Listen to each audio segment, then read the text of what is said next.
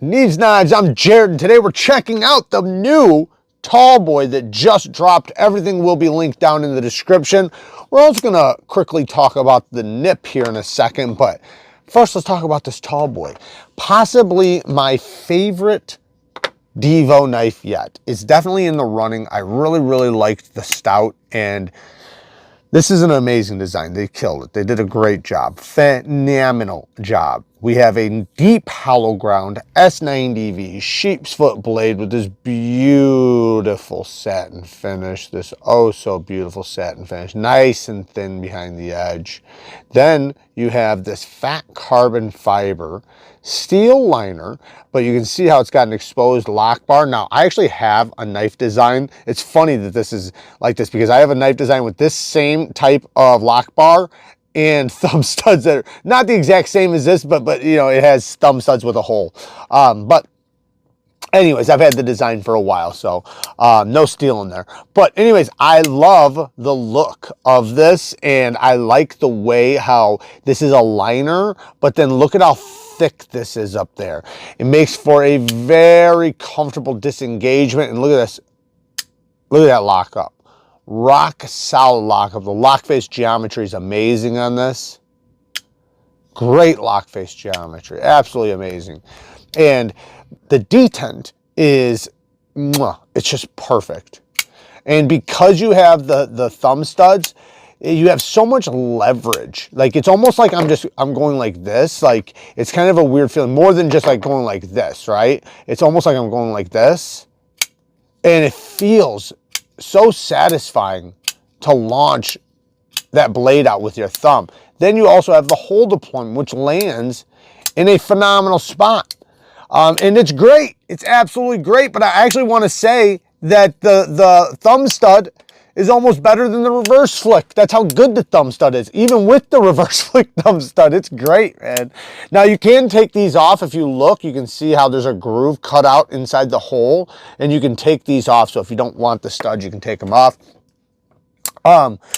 Again, the access to the lock bar is so comfortable. Just a great disengagement. Drops right down to your thumb, and it very much drops. It is not like fall shut, but a little tiny nudge and it goes.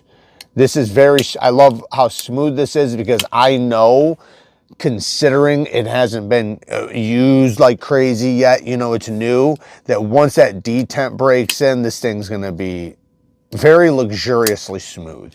It's already very smooth, and you know, that's without the detent even breaking in yet.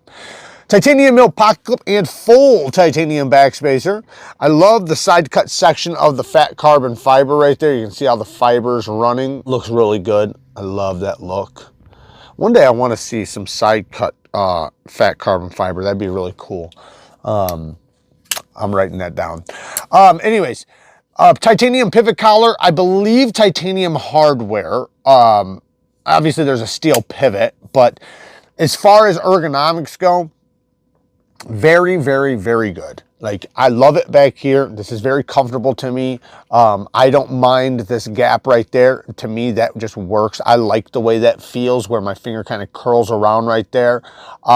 Some people worry about like you disengaging the knife when you twist. Just don't twist, don't be doing that, right? And like, if you're really doing a lot of pressure like that, choke up here, you know? Like, but if you do have to be back here and you are doing any sort of twisting where you're gonna pull your knife out of something, just be warned that yes, you can twist and disengage your knife. Don't do that, right?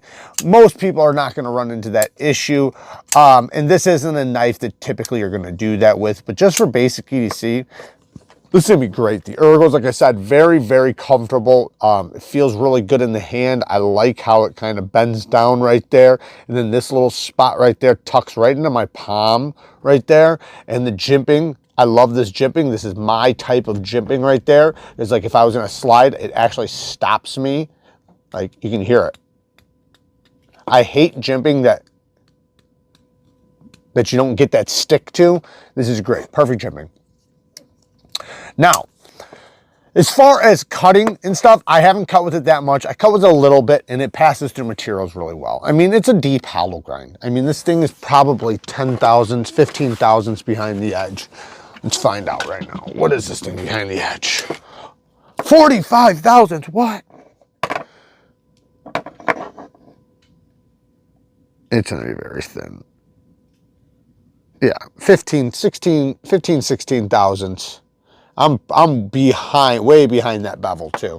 So even if you lower back the edge bevel, it's gonna be like 16,000. So not too shabby, not too shabby. And the blade stock thickness isn't very thick either, 116,000. So it's probably 120 before the satin finish. My negatives though, because I do have one negative, two negatives really, but the one that bothers me the most is the clip. I'm not a big fan of this clip. The clip is great being removed from the pocket, but when I go to put it in, my jeans, even without me wearing my thick ones, with my regular Levi jeans, it hits right here, and this kind of has to pop to go over it. I don't like that. I don't like that. I'm sure there's a way, like I would just go like this to put it in, like probably, or something, or just deal with it, whatever. But yeah, I would prefer it to be a bit smoother. The other thing is the plunge grind, which I know Divo, Lefty EDC, and Colin, you know, they're trying to work on that. I know that's something that Kevin has said multiple times, that, you know, he's still trying to understand it and figure it out. And I get it. I get it. I've made videos talking about it, but I definitely could do better. But it's just basically about where the end of the plunge grind lands. I'm going to pull up a couple knives to prove my point. So right here is a good plunge grind, because you see the plunge grind, it starts right here, right? Now look, you can see where it ends. It ends right there. So you have all of this from here to sharpen before your sharpening starts cutting into here. Because remember, when you sharpen, you remove steel. So this is life of the knife. By the time you get to here, that is a lot of life removed from that knife. So that's good. This one, my own knife design, is not good. This is bad. That's why I got it being changed. So this is being extended just a little bit so that the end of the plunge grind is way before the edge. This one tapers, and it tapers way too close to the edge bevel. Now here's one that is good. The misdemeanor. This one goes to right here. So there's plenty of life, and I actually am backing it up even more from the production versions. But you can see the shadow where it ends. Now here is an abrupt line. Now this is one that you can see where it starts and ends. Look at how far away it is from the edge. Now that's not a ton of life, but that's plenty, because by the time you remove that much metal from this edge and you take a damn near a quarter inch off of this edge, that's a lot of metal. That's a lot of steel. So that's good. It's still in a reasonable spot. Now, another thing is that it gives you room to sharpen, because if your plunge grind is really close, you hit it. It hits the stone. Sebenzas are the best example, because their plunge grinds are behind the scales. You can't even see them from the side. You can sharpen all the way up to like right here before you ever hit the plunge grind. That's crazy. But they're made to be users, right? They're a worker. Now, with this one, it is very close. It is hitting the edge basically. So wow. This one, it's pretty much hitting the edge. Not a big deal. Like, it's not, you know, I just wanted to show you guys basically what I'm talking about, because creating a smile just looks ugly. And then when the plunge grind is too close to the edge, you hit your stone. It can chip your stone. It can make it more difficult to hit that part of the edge. It can make it very difficult to even hit the back of the bevel. I actually just struggled with this from another knife. I wound up having to remove much more steel in order to hit back here. But this one, I don't think will be an issue like the one I'm talking about right now. But anyways, so those are my real nitpicks. TA hardware all the way around. Love to see that. The action, again, man, it's very addicting. I liked even the sound. Listen to this lockup.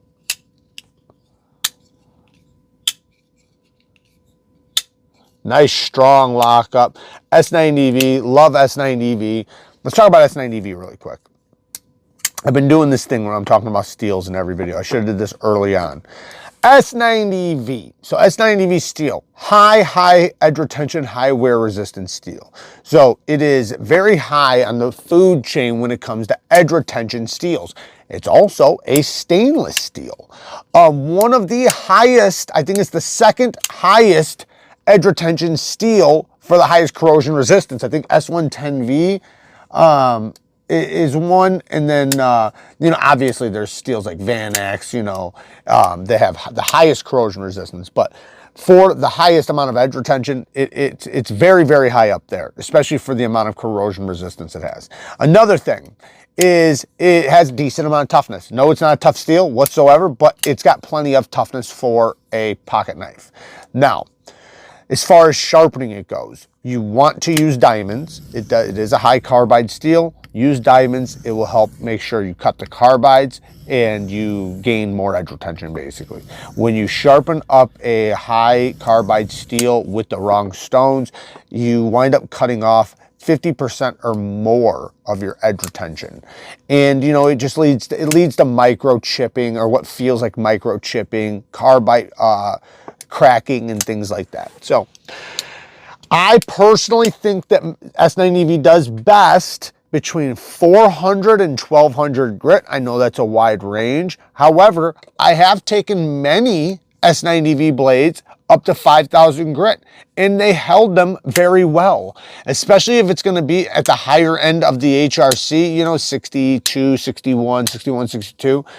You can polish it just fine and it will hold it very well. However, it is going to eventually lose its bite when a medium grit edge would have held its bite a bit longer.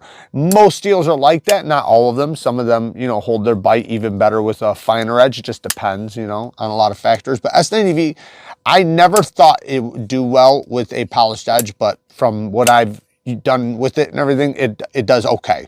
So it's a steel, I wouldn't say that it's the best edge for it, but it will work. So, you know, it basically makes it to where, you know, you can put whatever edge you want on it. Just depends on what you're doing with it. Now, the little nip really quick. The little Nipster. So this guy's available too. It's a little tiny guy, but this is actually a really cool little fifth pocket knife. I typically don't carry tiny knives like this, but I do have them still. I keep them in pouches and packs and things like that. Kara, she carries them. This one's in 154 cm with aluminum handles with a steel liner lock, and it has a deep carry wire clip that is reversible, T8 hardware all the way around. And for a fist pack knife, you can easily reverse flick it. Like your finger just kind of lands naturally in that hole, and the flipper tab works really well. Very easy to slow roll or thumb flick, and you can get a full 4-finger grip, which is amazing on such a small little compact knife. But this is a pinch grip knife. This is, at least in my opinion, right? I'm not going to take this out and break down boxes, put it that way. Not saying I wouldn't break down a little cardboard if I had to, but 90% of the things I'm going to use this for is going to be pinch grip, just like this. Utility cuts, cutting from the side, cutting down a seam, cutting down a box, opening up a package. And this has the perfect size, width, thickness, and everything for that. You have so much control with a little utility blade like this, because you can push this right into your palm. You kind of pinch it right into your palm, giving you a ton of leverage. But even if, you know, it doesn't really matter. Even if you're cutting at an angle, like I said, pushing forward, it doesn't matter. It's all really good. They did a great job. I like the design of this for a little compact knife like this. I like the way they do their pivots too, with the Divo logo. So shout out to Lefty EDC and Colin, Divo Knives. They're doing a phenomenal job, and I have no doubt that they are going to continue to kick ass in the knife community and drop more banger after banger designs. So I'm always interested in seeing what they have to come. Everything will be linked down in the description. Work hard, stay tough. Until next time.